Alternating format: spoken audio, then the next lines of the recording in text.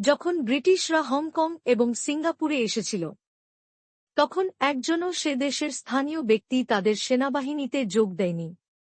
কিন্তু ভারতে কেবল শত্রুদের সাথে যোগ দেয়নি, তাদের সেবা করেছিল, তাদের পূজা করেছিল, তাদের খুশি করার জন্য নিজেদের লোকদের হত্যা করেছিল।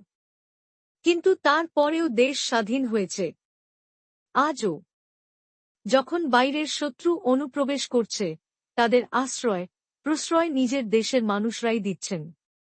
একটু বিনামূল্যে বিদ্যুৎ, এক বোতল মদ, একটি কম্বল কিংবা ক্ষমতা, পদ এবং ব্যক্তিগত লাভের লোভ বিশ্বাসঘাতকতা করছে দেশের সাথে।